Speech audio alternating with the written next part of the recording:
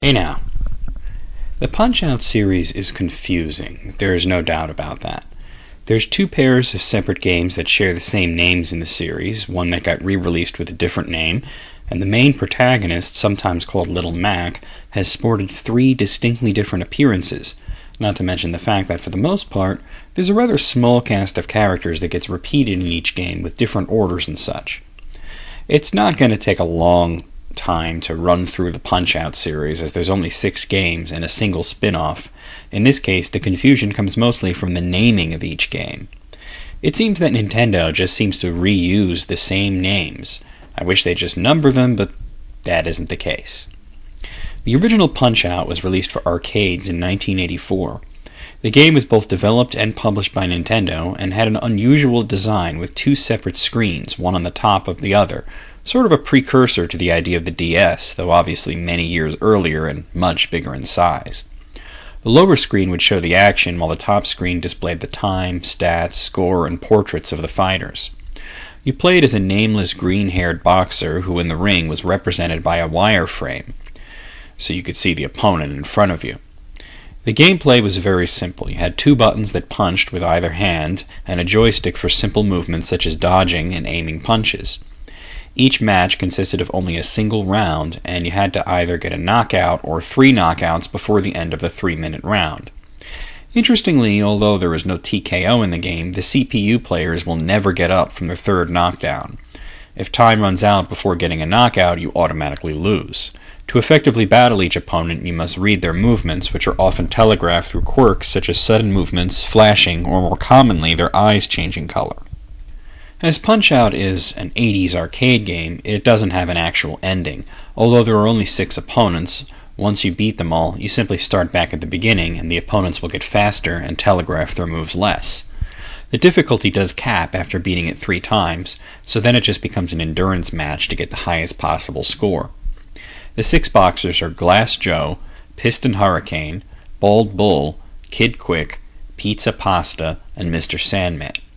Out of all these, only Kid Quick and Pizza Pasta would not appear in any future games, though they're hopelessly generic, so it's not a big loss.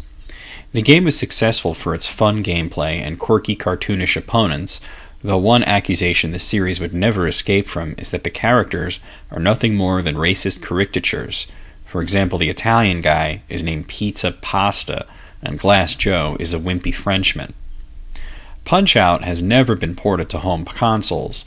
The closest thing would be the Nintendo made a Game & Watch version of the game, though obviously it bears little resemblance in gameplay or graphics to the arcade one.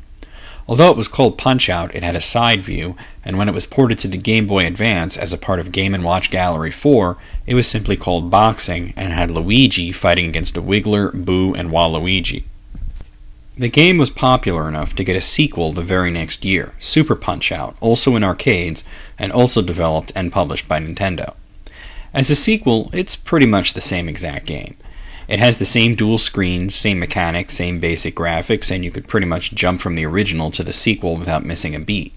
The only new mechanic is the 3rd button, which is used for uppercuts, and you can now duck by pulling up on the joystick, meaning actually pulling it out of the machine like you were trying to remove it. A weird mechanic to be sure, but other than these changes, it was pretty much an extension to the first game with new opponents. This time there were only 5 opponents: Dragon Chan, Bear Hugger, Vodka Drunkinsky, Great Tiger, and Super Macho Man. Once you beat the game, the opponents would repeat infinitely with higher difficulty, just like the original game.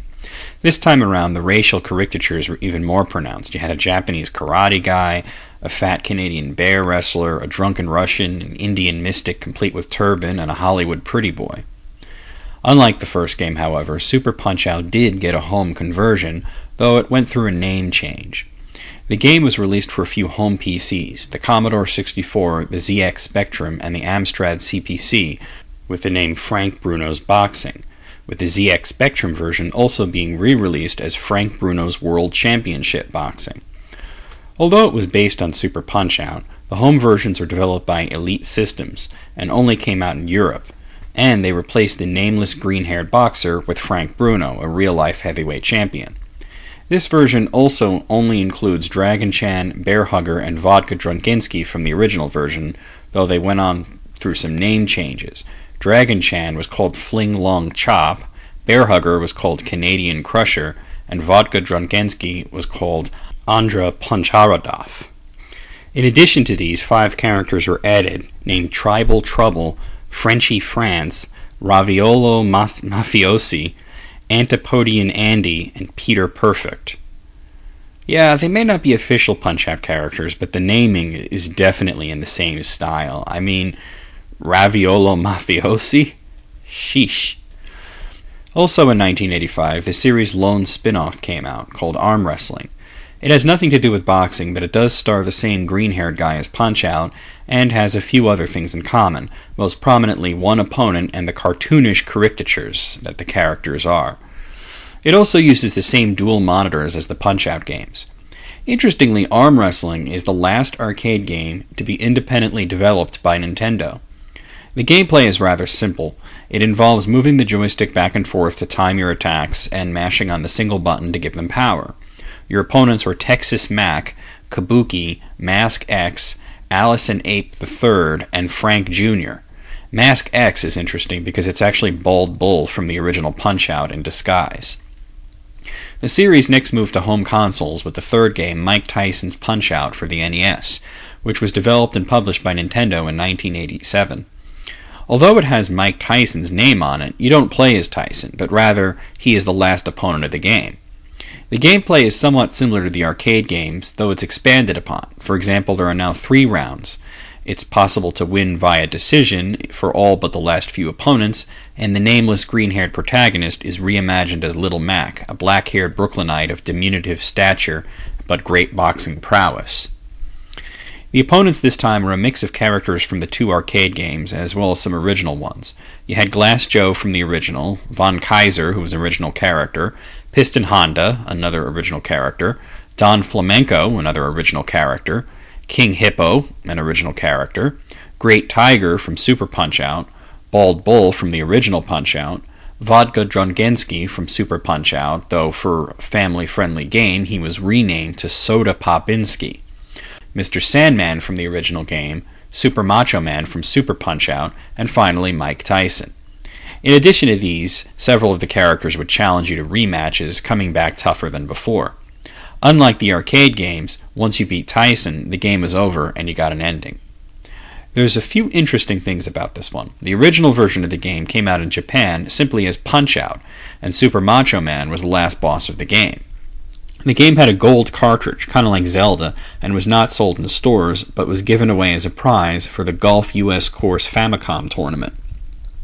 Mike Tyson came about when Minoru Arawaka, the founder of Nintendo of America, attended a boxing match and was really impressed by Mike Tyson and thought it would be great to have him involved, so the American version tacked on Mike Tyson as the final boss, which actually explains why Super Macho Man was the champion of the final circuit and Tyson was given the elevated title of Kid Dynamite. The game sold well enough for them to be fully released for sale in Japan with Mike Tyson in it. Now, there's a few interesting things here for one. Tyson was paid for a 3-year contract, so after 3 years were up, Nintendo lacked the ability to sell or market the game with his likeness. So in 1990, a new version of the game was released, simply called Punch-Out, which replaced Mike Tyson with a new original character named Mr. Dream. There's literally no difference between them. They have the same exact fighting style. It's literally just a graphic swap and a title change. Another interesting thing is that it was actually kind of risky to use Mike Tyson, as when the deal was made, he had not yet attained the title of heavyweight world champion, though he was undefeated at the time. A lot of people assumed that the change from Mike Tyson's Punch-Out to Punch-Out, the one with Mr. Dream, had something to do with his arrest and conviction for rape.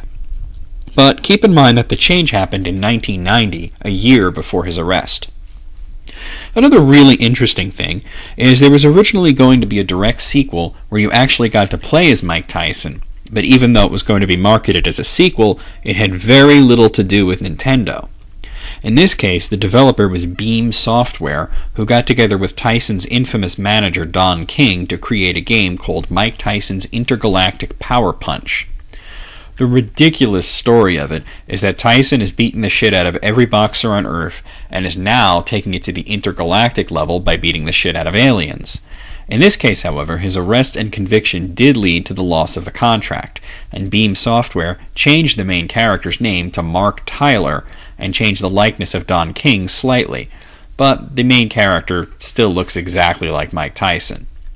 The game's name also had to be changed, and it was released for the NES as Power Punch 2, still trying to capitalize on being a sequel, even though there never was a Power Punch. It wasn't made by Nintendo, and honestly, it was pretty terrible.